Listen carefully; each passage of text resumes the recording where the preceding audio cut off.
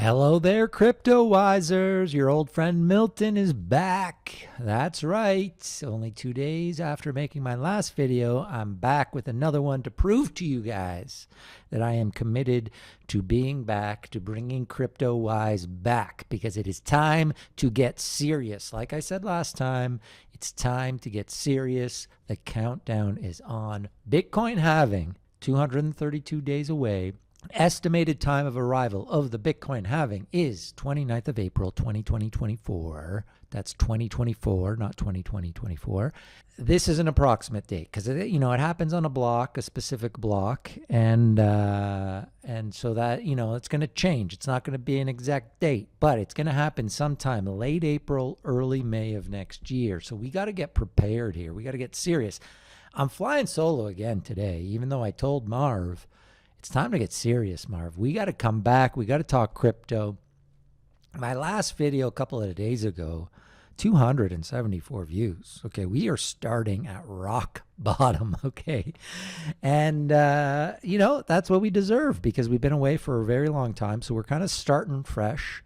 We're starting from the bottom. We're going to work our way to the top or to the middle, wherever we end up, wherever Cryptowise ends up.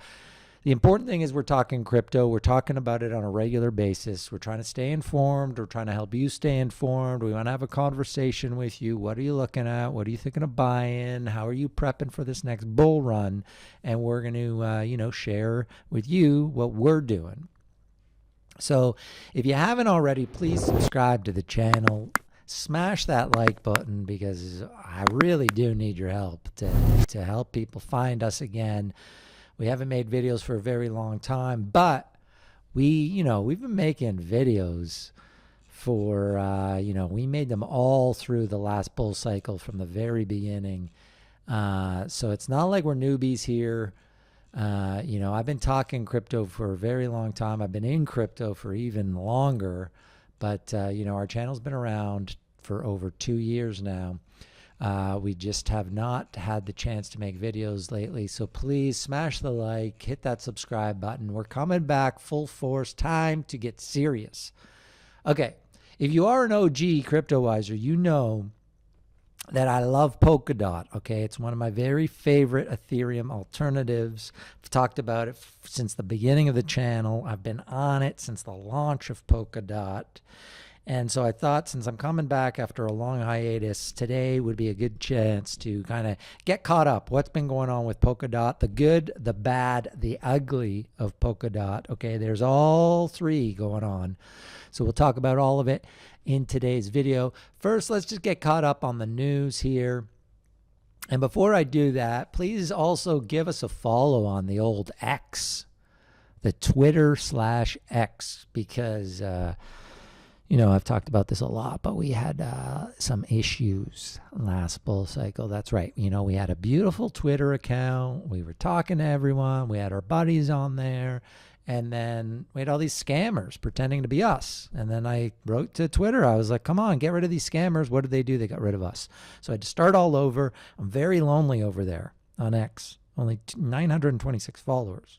So please go over there, give us a follow too, and let's talk some crypto over on X. All right. Market is boring, boring, boring. I expect it to be boring, boring, boring for the most part for a while now. But this is why this is the most important time. This is the best time. I want it to be boring because this is, I am prepping. I have no doubt that once the halving comes, shortly after, some point after that, could be a couple of months, could be maybe 6 to 8 months. Don't know the exact time, but crypto is going to rip. It's going to go crazy again. A bubble is going to form, and I want to make sure that I have my bags packed for that. Okay, so I see this as a good thing. I like boring right now because I'm in prep mode. I'm in accumulation mode. So this is all good. Looking into the news quickly, I wanted to mention this because Binance, I've mentioned this in the last video. This is the one big elephant in the crypto room is Binance. Okay, it's the one kind of big exchange that didn't go down, but there's a lot of FUD going on around it, and I don't know what's real. All I know is I'm going to be after last time, the amount of punches to the gut I got, talking Celsius and FTX and all these other crypto projects that I really believed in that, look like they're going to zero. I'm going to be way more skeptical this time around. And I just want to have an eye out on Binance because it potentially is the thing that could bring us way down again, is if Binance goes under. And there's been a lot of FUD lately about it. Enough so that CZ had to acknowledge it. So, I think it's only fair to give him his say. And he did post on X that he saw some debates in the community. When you do the right thing and there is FUD, you don't have to do anything. The community defends you. Let me summarize. There have been a lot of negative news, rumors, bank runs, lawsuits, closing of fiat channels, product wind downs, employee turnover at exit markets, etc. And that's what I'd been talking about. Guess what we don't have? No liquidity issues. All withdrawals and deposits are properly handled. All customer funds are SAFU and 100% reserved. Look. Can you believe him? I mean, I want to believe him, but I can't anymore, right? That's what Alex Mazinski said. That's what Sam Bankman-Fried said. So forget it. I'm not keeping any of my crypto on these exchanges. I hope for the best. I really hope Binance does well. I want to see it thrive. I like that it's becoming a much smaller part of the overall crypto ecosystem. It has gone down in terms of the size compared to other exchanges. I'm happy about that, but overall, I want to see it succeed. But I can't trust these guys anymore. Okay, I can't trust them. We got to be way more careful, especially as we go into this next bull run. We got to learn from our mistakes, right? All right. Moving on, the next news item that I wanted to talk about, this is from Blockworks, and this was a little bit under the radar. A court ruling ruled in Uniswap's favor. Now, this was not an SEC case. We know that the SEC has been going after crypto like crazy. Our nemesis, Gary Gensler, is all over the place, suing all over the place. But this was actually a lawsuit from people that had bought shit coins on Uniswap. And they came together and they tried to sue Uniswap, saying it was their fault. And the judge basically just threw it out of court, which this is great. This is great precedent setting. We can't have our DeFi platforms, responsible for what tokens are on there or not on there. That's the whole point of decentralization, is that these are open source protocols and it's not, these aren't banks. And so this was a good sign in my view. I think this was great precedent setting. And the other thing about this case is the judge that oversaw this case, who seems to have a very strong handle on crypto, especially, he really seemed to understand how Uniswap worked and all that. He's going to be the judge for the case between Coinbase and SEC. So that's, I think, a good sign. At least he's very knowledgeable with crypto. So I like that very much. Moving right along. Okay. Let's get to the meat of this episode. Let's talk Polkadot. Polkadot, the good, the bad, and the ugly. Big news in Polkadot over the last few months. Okay, why did I like Polkadot so much? Well, obviously Gavin Wood, one of the creators of Ethereum, one of the smartest, most accomplished minds in all of crypto, is the mastermind behind Polkadot. And really the big selling point for me with Polkadot was Gavin Wood and his thesis around the future of blockchain, and how really he wanted to build a blockchain that would have the ability to pivot very quickly, to grow as technology changed and stuff, and wasn't stuck in its kind of original concept or design. And so Polkadot really was designed to be the most flexible blockchain out there. They designed the relay chain as the center of it, with all these kind of parachain blockchains just hooking into the relay chain. And the relay chain only really acting as kind of a security mechanism. And so that's kind of what we saw at Polkadot 1.0. And now the talk is about Polkadot 2.0 and the future of DOT. Cointelegraph came out a couple of days ago with this article about Polkadot 2.0. And this was kind of why I believed in Polkadot from the beginning, is the masterminds behind Polkadot are, they're building something that is flexible enough that they took all the kind of information that they got over the last few years about the pair chains and how they all worked and where blockchain's going, what developers need, and they're pivoting. They're essentially changing the construct of how Polkadot is going to work. So let's just go through this article and see what that really means here. So it says that initially announced in June 2023 by Polkadot founder Gavin Wood, the new network will change the way Polkadot assigns its resources. Speaking during the Polkadot Decoded 2023 event held in Copenhagen, Wood took the time to delve into the ideological concepts and the new system. Wood said Polkadot 2.0 would use a new system for allocating block space. The system would be more flexible than the current lease model, allowing developers to buy block space as needed, either in bulk or on demand. This, according to the crypto network developer, would make it easier for new projects to enter the Polkadot ecosystem. He explained that the changes would also make Polkadot more attractive to Web 2 businesses adopting Web 3 frameworks. And we are seeing that. We're seeing a lot of kind of industry, Web 2 industries and big corporations partnering with Polkadot projects. So I think they saw that and they were basically, we need to kind of move, we need to encourage that, move more towards that. How do we foster more of these partnerships? What do they need from us? And that seems to be where this pivot came to. So the core concept driving the evolution of Polkadot 2.0 centers on the introduction of elastic cores, catering to adaptable computational capabilities. Presently, parachains function akin to fixed CPU cores within the Polkadot supercomputer. However, upcoming system will allocate resources like relay chain security flexibility, responding to real-time needs. This innovation holds the promise of significantly enhancing efficiency throughout the ecosystem. Another significant change in Polkadot 2.0 revolves around its strategy for core time allocation. Core time signifies the time needed for validation and consensus on the Polkadot relay chain. In the new version, core time will be purchasable as block time. This will be achievable using an auction and pay-as-you-go model with a fixed price. So basically, the whole idea behind this is just making it way more flexible for projects and developers to be able to use what's great about Polkadot. And so moving away from these long-term leases of these parachains, and as you see this kind of colorful chart that they've got here, is the way it works right now is you had these long-term leases, which were these parachain leases. And so people had to put up a bunch of DOT and they could lease for up to 2 years. Most of the terms were for 2 years on DOT, a full parachain. But it's a lot of work. It's a lot of trouble. It's very expensive for projects.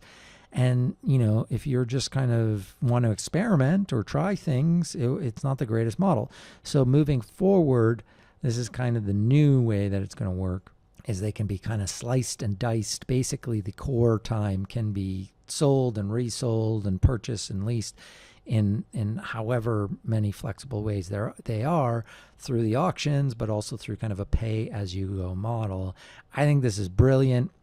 I think this is one of the reasons why I was so bullish on Polkadot to begin with, was that the tech that they were building would be adaptable to how crypto and blockchain kind of evolves into the future. So I'm really happy to see this. If you look on their website here, they're already there. They're already kind of changing the way that they're selling Polkadot. The tech is, by all accounts, from everyone I've talked to, and I'm not a huge tech guy, but I've talked to a ton of people in crypto over the last few years about all the layer 1s, all the layer 2s, and about Polkadot, which is essentially really the only layer 0. You might say Cosmos or the Cosmos Hub is that. I don't really see it as that. Polkadot is really the only layer 0. And everyone I talked to, who I really respect, really seemed to think that they were onto something different and really innovative with the way that they were building Polkadot. And we're kind of seeing it play out here with the way they've been able to adapt and innovate through this time. And so as you see here, they're really selling it as the block space ecosystem for boundless innovation. And it's really about block space. They're really trying to get this idea that you can buy and use block space however you want using Polkadot. And so there's a lot of people out there talking about Polkadot 2.0. If you want a more in-depth kind of outline of what it is, I'm definitely gonna be inviting Polkadot people onto the channel and doing some more in-depth interviews as we've done in the past. But if you want to go onto Twitter here, Emil Keitzman does a good job here. Emil Keitzman does a good job of kind of breaking it all down for you in terms of how this works and how it all the whole focus has changed. And so yeah, there's that to me has been the kind of best news going on with Polkadot lately, is seeing that they've taken the information that they've got over the last few years. They said, this is working, this isn't working so great, and we're going to pivot to kind of highlight the best use cases for Polkadot. And there was news, and I think we had done a couple videos on this in the past about Gavin Wood had moved, he had kind of stepped down from being essentially the CEO of Polkadot, and he was going to be more of a developer again. And a lot of people were worried, does that mean he's leaving? Is he going to be leaving Polkadot? And no, he was really saying, I want to focus on what I'm good at, which is the development side. And he has been working really hard, and you can see in GitHub all the work he's done, and really he's kind of the mastermind behind this major pivot, which is great. All right, moving on. Let's look at some particular projects on Polkadot. A lot of these we've covered over the years. We've covered most of the Polkadot projects here on the channel. So just want to give a quick update on what's going on with a couple of them. First, I got to shout out Astar again. They really, like, when parachains first started, I don't know, if you guys are OG Cryptowisers, we really followed the first auctions of the parachains. And you had Akala and you had Moonbeam, and Astar really was that third project. Everyone was like, this is going to be huge, Moonbeam's going to be huge.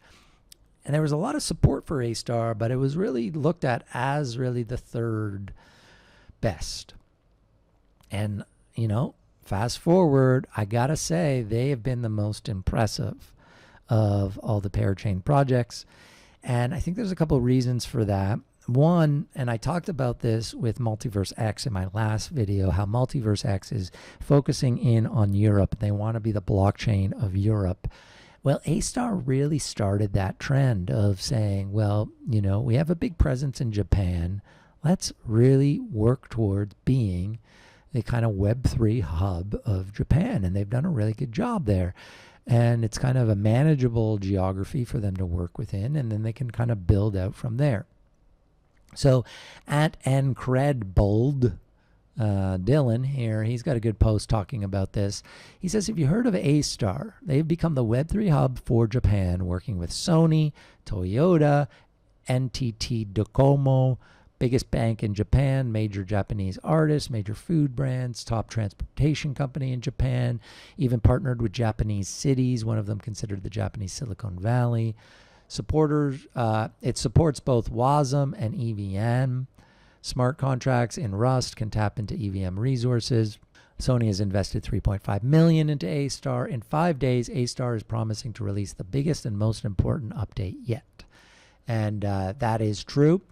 So Sota Watanabe, who's the founder of Astar, and we've had him on the channel. I had him on the channel many eons ago. If you go into our playlists, actually, if you go to our home page on our YouTube here, you see Cryptowise chats.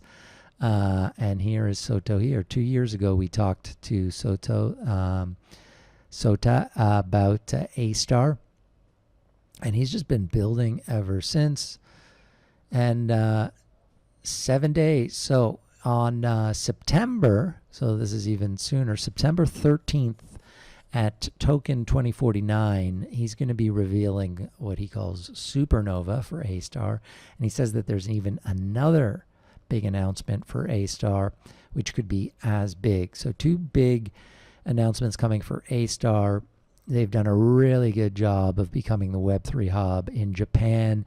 They're kind of like a bit like Polygon, I would say, in that, trying to be a bit of the Polygon of Japan, where they allow corporations to utilize Web3 through all the things that they offer.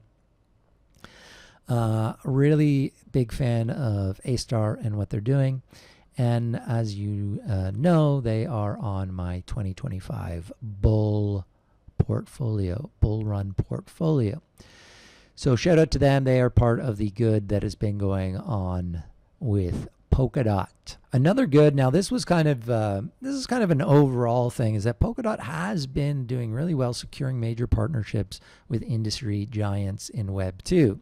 And that was the whole thing about them pivoting into this Polkadot 2.0, is I think they're really kind of pushing this to really help Web 2 companies who want to utilize Web 3 do it cheaply, efficiently, safely, really just making it as easy for them. And we're seeing a lot of partnerships with Polkadot and Polkadot projects with these kind of industry giants. We saw Sony there with Astar. Now, one that happened a little while ago, which I've talked about before on the channel, but thought it was worth bringing up again since we haven't talked in a long time, is the Deloitte partnership with Kilt. Okay, so Kilt, as you guys know, if you watch the channel, one of my very, very favorite kind of small cap altcoins. It is a decentralized credential platform. It is a parachain on Polkadot. They had this huge partnership with Deloitte. Deloitte is using essentially the tech of Kilt to offer decentralized credentials through Deloitte. So basically, this allows Deloitte to offer anyone the ability to use the Kilt technology. And here's an article about it that I think is worth just kind of going through, because this is big news. I think Kilt is definitely an altcoin for you to have on your radar. If you're a degen like me, you want to go out there, go kind of past the top 20 and go into the dredges of the lower altcoins and really try to find a gem in there. Kilt for me, I packed my bag. I packed my Kilt bags long ago, and I'm holding on to them. I have high hopes for them in the next bull run. So let's go scroll through this article quickly. Is your identity safe? How Deloitte and Kilt Protocol are revolutionizing digital credentials. So introduction, the digital world is about to get a whole lot safer, and you won't believe who's behind it. Deloitte Consulting, AG, and Bot Labs, which is Kilt, the initial developer of Kilt Protocol. They've teamed up to bring you a game-changing solution for digital identity verification. The problem, let's face it, the current KYC and KYB processes are a mess, agreed. And the solution, enter Kilt Protocol and Deloitte. They've integrated Kilt's blockchain technology to issue reusable digital credentials. These aren't just any credentials, they're designed to support KYC and KYB processes in various sectors, including banking, decentralized finance, e-commerce, age verification. So the credentials are stored in the customer's wallet on their device, and then you, as the owner of that wallet, get to say who gets to see which and what credentials that you want to share with them. The big thing about this is that it's through Deloitte that people will do this. And obviously Deloitte is a very reputable name, one of the biggest companies in the world. So when they're doing these credential identities, they're not going to this small altcoin company of Bot Labs or Kilt. They're doing it through Deloitte. They're just using the Kilt technology. That's why I think it's huge, because, you know, for Kilt to distribute their own technology would be very hard. But to have the name of Deloitte behind you and for people to be able to trust the Deloitte name, I think that is absolutely huge. So they are also on my Polkadot good list. All right, another project I want to talk about. This one is a big one. I've talked about this for a long time on the channel, Energy Web. Now, Energy Web was a project, and they a couple of years ago probably now said that they announced that they were going to use Polkadot. They were going to use the tech of Polkadot. Anyway, it was a big deal when Energy Web decided that Polkadot tech was really where they needed to live to be able to do everything that they were hoping to do in terms of the future of energy and renewable energy. And they did their Crowdloan recently. I wanted to take part in this. And, you know, the Crowdloans have been super easy to take part in recently, especially in this bear run. They capped out. They had a cap of 300,000 DOT, and they capped out in I think minutes.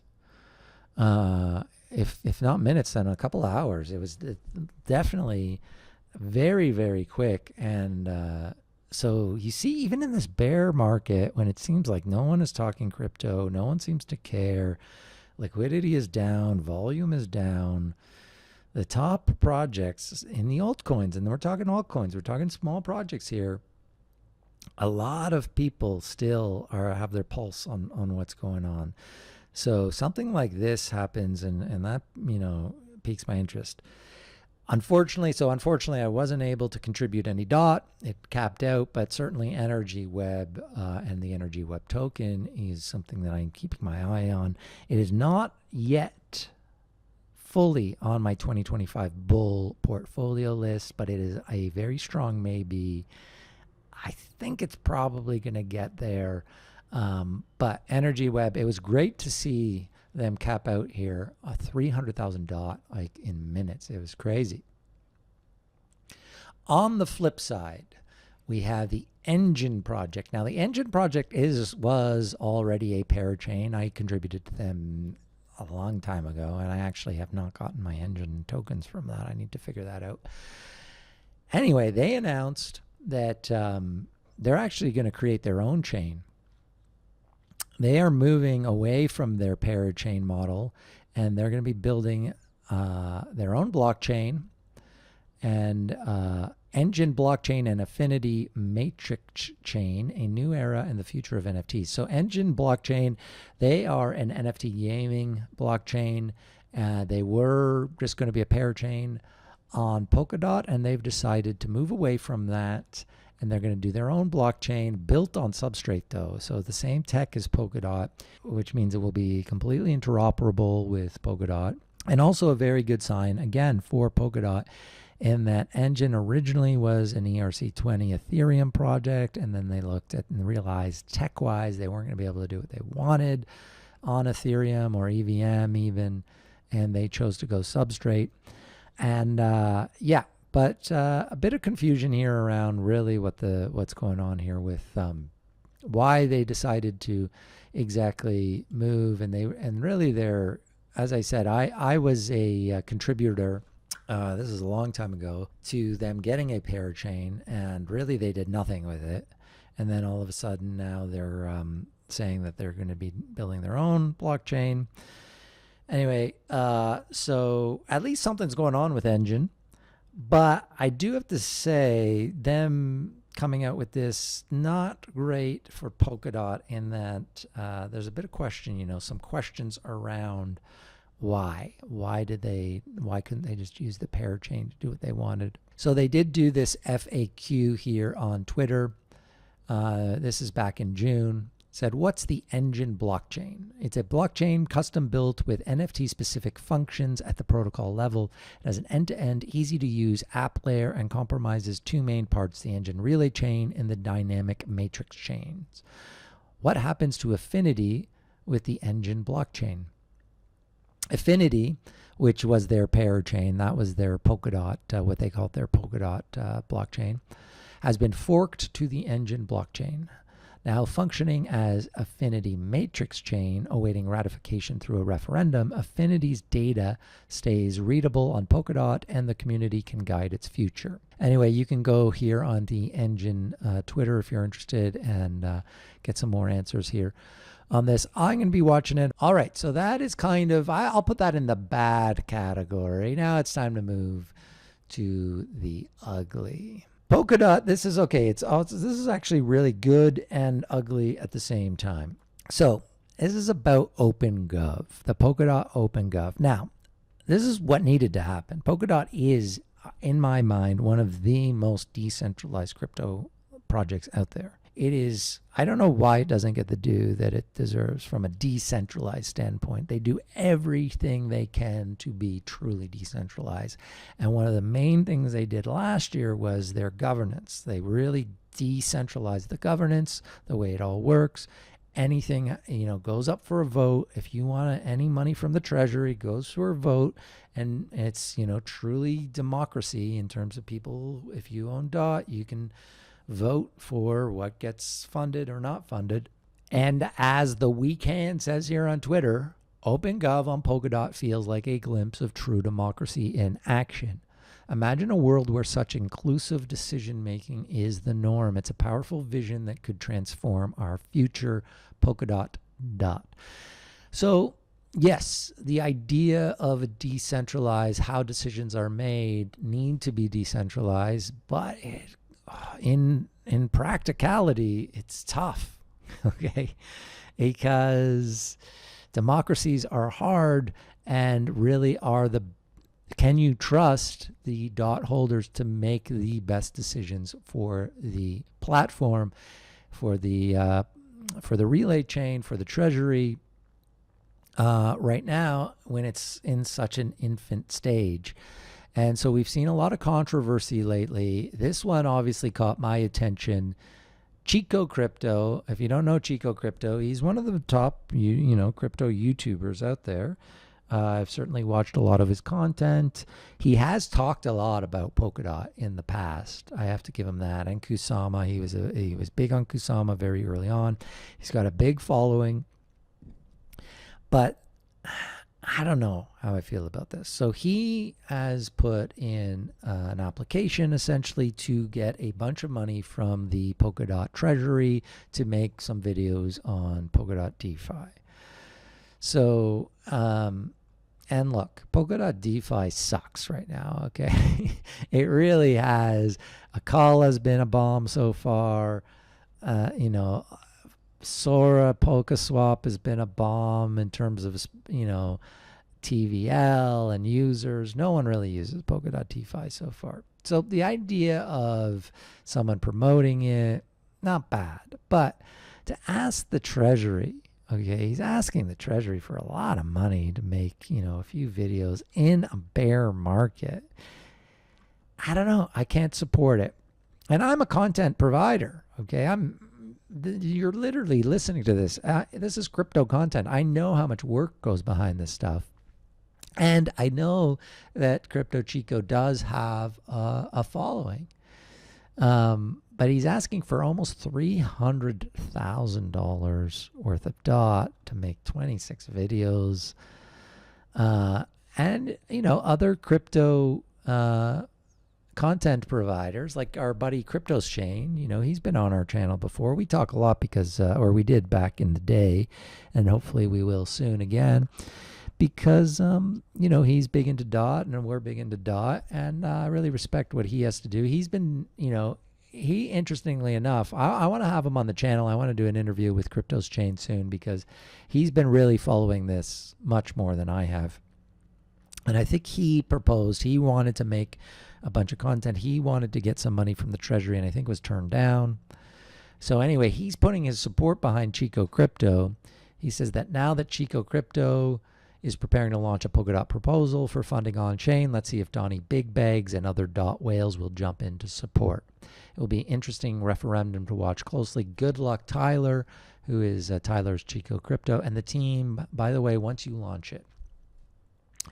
And then you have Peter here, who's a big kind of OG Polkadot guy. He's, he's been big into Polkadot from the beginning. He says the early retail Kusama interest was substantially boosted due to the interest of the Crypto Chico videos. He's got a large reach outside of Polkadot and good production quality. He seems to be supporting it too. I just don't know. Like, should a big layer one treasury be funding crypto videos? I much rather, I think they support the projects, and then the projects can market however they want as they become successful. I don't know. To me, it doesn't seem like a great look to be putting that much money into crypto Chico videos. And again, I say this as a fellow crypto content provider. I don't think it's a good idea. Anyway, we do know that the Kusamarian. Anyway, there was big controversy because he got a bunch of money to make a bunch of content about Polkadot and Kusama, which he continues to do. He's on X as the Kusamarian. He's got very little following, and his content gets, not that many views. He's very in depth though. He's very knowledgeable, which kind of makes the content lean, a bit boring and esoteric, and kind of hard to follow for the populace. I just don't see putting 300 grand into Chico crypto videos right now, especially where we are in the cycle, is going to move the needle at all for prices. And it seems like a waste of money from the treasury's point of view. And yeah, anyway, look, OpenGov is great. It's decentralized. It's a way to govern a decentralized platform. I don't know how else you do it, but then it means that your treasury is being spent in all sorts of different ways that might not be in the best interest of the platform. And so that worries me a bit. I got to say, it does worry me a bit. What are the choices that are going to be made? Is the Polkadot treasury, which now has to be at an all-time low in terms of value. Also, that's the thing, is like the value of Polkadot is so down right now. Do you really want to be spending all this money, especially on content? I really don't think that is the smartest play right now. And you have other blockchains like Solana, who are more centralized. Their foundation basically gives out that money, and are they going to be doing it in a smarter way because they don't have to deal with every dot holder basically getting to vote for their buddies to get money? Anyway, very interesting discussion. We're going to be discussing it a lot more on the channel. Hopefully Crypto's Chain will come on because he knows a lot more about this than I do. The last thing I want to talk about today, this is in more kind of good news territory. Okay, this is something I just wanted to kind of mention. This is more degen territory. Okay, this is some added bonus material for you degens out there to give you hope.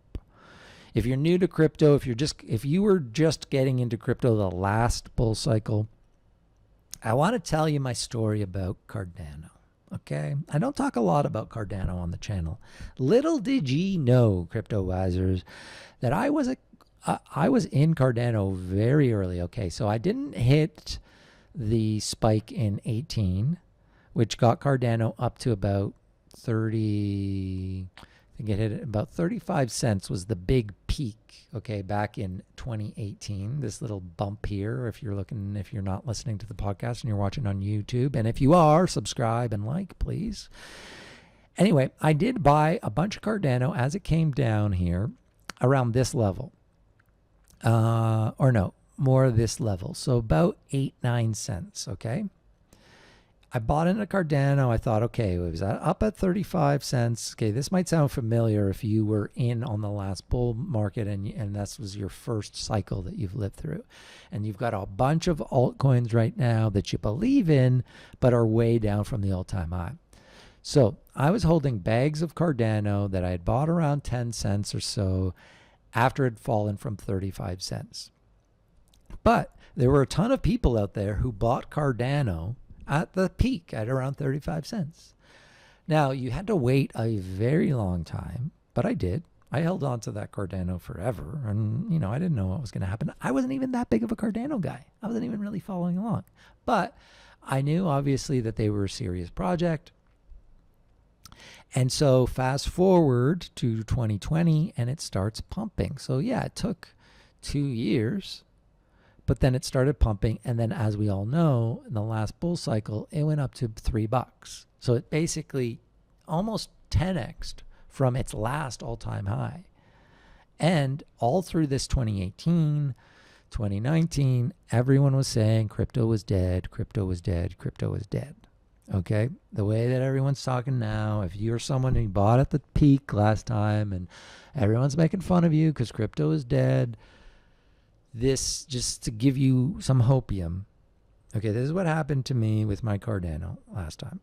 And as we know, Cardano really didn't offer anything. Okay, nothing was usable on Cardano last bull cycle.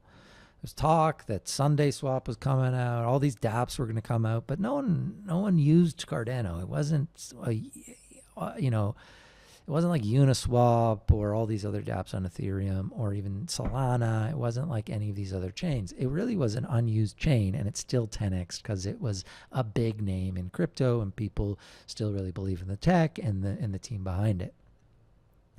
So now it's gone back down and it's been sitting at basically the 25 range. So off its all-time high, but not far off. It's not at its old peak from 2018, but now the new bottom is kind of, around where it settled there.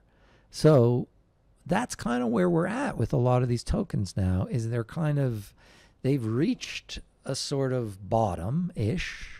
It might go down a little bit more, but we're kind of at this bottom. So if you want to know kind of like what you might be able to expect in the next bull, I think Cardano is a good example. And for me, this is what I'm thinking about for DOT. To bring it back to DOT, okay? DOT was very early. The tech wasn't really used last cycle at all, and it peaked. So just switching over to the DOT chart here. So it peaked at $50, say, okay? I mean, the wick hit maybe 53 or whatever. So let's say around $50 was the peak. That is the equivalent of the last bull cycle, Cardano's 35 cents, okay? So now we're down at $4, 420-ish. DOT, when it first came out, was $3. Okay, so you can almost get it as cheaply as when it first came out to the retail, not the kind of pre-sales, but when it hit retail shelves, it was $3. So let's say Cardano 10x'd from its last all-time high. So a 10x from $50 obviously would be $500 DOT. Do I think DOT's going to get to $500? Look, I would love for it to. But it doesn't need to, okay? But that is the potential that we're talking about, especially if it reaches full potential in this bull cycle. That's the kind of potential it has. But even if it doesn't, because every cycle I do think has diminishing returns, so I don't think we're going to see that kind of peak. But let's say it does a 5x to 250. I'd be thrilled with that too. And then in a worst case scenario, what you're looking at is something like NEO. So all you guys out there, you might not know NEO really is kind of a dead chain. But anyway, back in 2018, it was very, very hot. It was one of the very hot projects. And it peaked at $190, say-ish. Okay, and then crashed, like the whole market crashed all the way down to, say, $6 maybe, was its low back then. And then in the last bull run, NEO, which did nothing, okay, there was nothing going on. It was just a name in crypto. It had name recognition from the last bull run, but did nothing, okay? And it went all the way back up to, it peaked at 140 with a wick, but let's say realistically you could get it at 120. Okay, so not near the 190, not quite its last all-time high, but it still did peak and got to about 120 that you could have realistically gotten out of. Now, NEO's down to $9-ish now. So I think a lot of projects, so this is the worst case scenario for something like DOT. DOT to me, I don't see this happening, but let's say you pick the wrong layer one. Let's say it's Avalanche or Phantom or Algorand or one of these kind of name layer ones from the last bull cycle. Not all of them are going to hit their last all-time high the way that NEO didn't. but you're still going to get this run up. So if you bought at the peak last time, you might not get all your money back, but you're going to, maybe get close. And for most people, there still will be profit to be made on these coins, even the ones that don't really do much, just from name recognition alone. This is actually, I think, a closer case to this would be Solana. Now, Solana, because Neo was kind of the Solana of its time, because it really pumped. And Solana last time really, really pumped, whereas DOT, it pumped, but it didn't Solana, It didn't go to $250 from zero. It went to $50. So I could see maybe this as a case for the next bull cycle for something like Solana, the ones that really hit a high all-time high.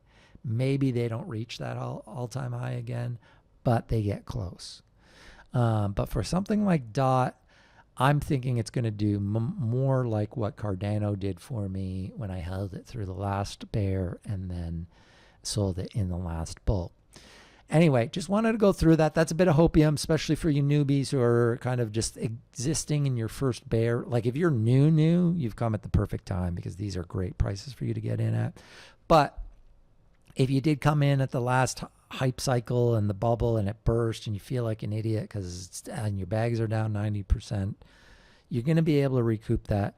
What you want to do is consolidate it into the alts that you believe in. And obviously for me, still Polkadot is one of the major bags that I hold and that I really believe in for the next run. I think if Cardano did what it did the last bull run without providing really much of anything, I think this next bull run for Polkadot could easily match that and exceed it if they're able to actually have dApps that people are using, and I think that they will. All right, guys, that's it from me. Until next time, this is Milton saying over and out.